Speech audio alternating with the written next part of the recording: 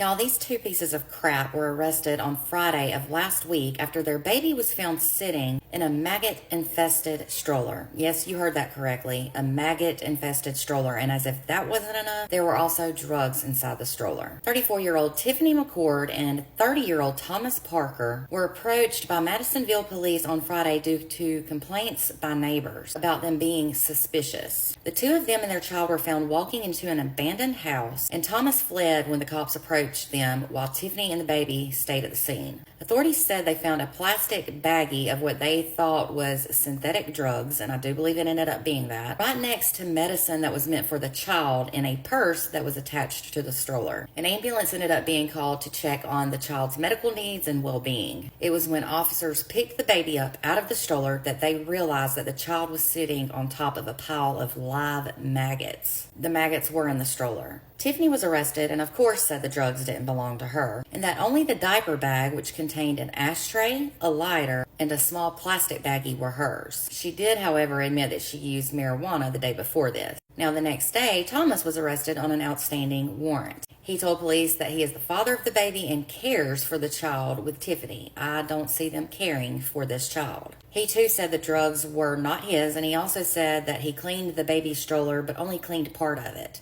I guess he forgot the part where the maggots were. Thomas was charged with child endangerment and is being held at the Hopkins County Jail on a $3,500 bond. His next court hearing is scheduled for June 7th. Tiffany is also facing charges of drug trafficking, child endangerment, and possession of drug paraphernalia. She's being held on a $2,500 bond, and her next court appearance is on June 7th as well. I have no clue why their bonds are so low. I truly hope authorities do their job and get that child away from them. They are people who truly do not deserve children. Can you imagine a child sitting on top of a pile of maggots? I can't even.